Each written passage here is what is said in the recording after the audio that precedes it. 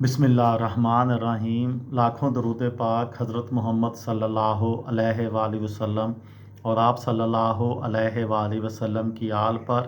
السلام علیکم، میرا نام افتخار احمد ہے اور آپ میرا یوٹیوب چینل نالج دیکھ رہے ہیں۔ آئی سی سی چیمپئنز ٹرافی 2009 جو جنوبی افریقہ میں ہوئی تھی اس کے متعلق کل ایک ویڈیو بنائی تھی۔ آج گروپ مرحلے میں گروپ اے کے میچز جن میں پاکستان، آسٹریلیا، بھارت اور ویسٹ انڈیز شامل تھے اس کے متعلق میں معلومات دوں گا۔ 23 ستمبر کو پاکستان اور ویسٹ انڈیز کے درمیان گروپ اے کا پہلا میچ ہوا۔ ویسٹ انڈیز نے ٹاس جیت کر پہلے بیٹنگ کا فیصلہ کیا اور 34 اوورز میں 133 رنز بنا کر آؤٹ ہو گئی۔ پاکستان نے 30.3 اوورز میں 134 رنز 5 وکٹوں کے نقصان پر بنا کر 5 وکٹوں سے یہ میچ جیت لیا۔ یہ وانڈرس اسٹیڈیم جوہانسبرگ میں میچ ہوا تھا۔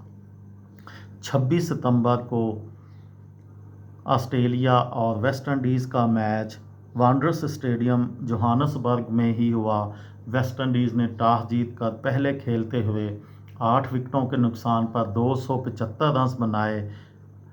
آسٹریلیا نے اور ویسٹ انڈیز کی ٹیم 46 اوورز میں 225 رنز بنا کر آؤٹ ہو گئی اور یہ میچ آسٹریلیا نے 50 رنز سے جیت لیا۔ گروپ اے کا اگلا میچ 26 ستمبر کو سنچورین پارک میں ہوا جس میں پاکستان نے ٹاس جیت کر بھارت کے خلاف پہلے کھیلنے کا فیصلہ کیا اور 9 وکٹوں کے نقصان پر 302 رنز بنائے۔ جواب میں بھارت کی ٹیم 49 اوورز میں 248 رنز بنا کر آؤٹ ہو گئی اور پاکستان نے 54 رنز سے یہ میچ جیت لیا۔ 28 ستمبر کو آسٹریلیا اور بھارت کے درمیان گروپ اے کا میچ سنچورین میں ہوا۔ آسٹریلیا نے ٹاس جیت کر پہلے کھیلنے کا فیصلہ کیا اور 234 رنز بنائے 4 وکٹوں کے نقصان پر، لیکن بارش کی وجہ سے یہ میچ مکمل نہ ہو سکا۔ 30 ستمبر کو سنچورین پارک میں پاکستان اور آسٹریلیا کا میچ ہوا۔ آسٹریلیا نے ٹاس جیت کر فیلڈنگ کا فیصلہ کیا اور پاکستان کی ٹیم 50 اوورز میں 205 رنز بنا سکی 6 وکٹوں کے نقصان پر، اور آسٹریلیا نے یہ 50 اوورز میں 8 وکٹوں کے نقصان پر 206 رنز بنا کر یہ میچ 2 وکٹوں سے جیت لیا۔ 30 ستمبر کو ویسٹ انڈیز اور بھارت کے درمیان آخری گروپ میچ وانڈرس اسٹیڈیم جوہانسبرگ میں ہوا جس میں بھارت نے ٹاس جیت کر فیلڈنگ کا فیصلہ کیا اور ویسٹ انڈیز 129 رنز بنا کر آؤٹ ہو گئی اور بھارت نے 130 رنز 3 وکٹوں سے بنا کر یہ میچ 7 وکٹوں سے جیت لیا۔ گروپ بی میں 22 ستمبر کو افتتاحی میچ سری لنکا اور جنوبی افریقہ کے درمیان سنچورین میں ہوا جس میں جنوبی افریقہ نے ٹاس جیت کر فیلڈنگ کا فیصلہ کیا اور سری لنکا نے 8 وکٹوں کے نقصان پر 319 رنز بنائے۔ جنوبی افریقہ کی ٹیم 206 رنز بنا سکی 37 اوورز میں اور بارش کی وجہ سے یہ میچ 37 اوورز تک محدود تھا۔ سری لنکا نے یہ میچ 55 رنز سے ڈک ورتھ لوئس سسٹم کے تحت جیت لیا۔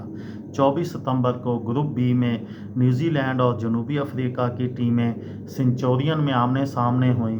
جنوبی افریقہ نے ٹاس جیت کر فیلڈنگ کا فیصلہ کیا۔ نیوزی لینڈ 47.5 اوورز میں 214 رنز پر آؤٹ ہو گیا۔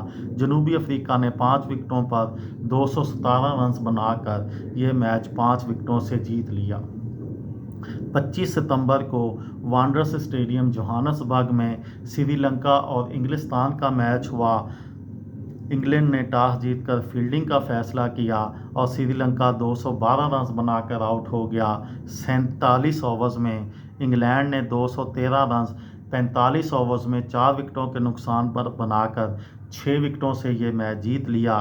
27 सितंबर को न्यूज़ी लैंड और श्रीलंका की टीमें ग्रुप बी में वांडरस स्टेडियम जोहान्सबर्ग में आमने सामने हुई। श्रीलंका ने टॉस जीतकर फील्डिंग का फैसला किया।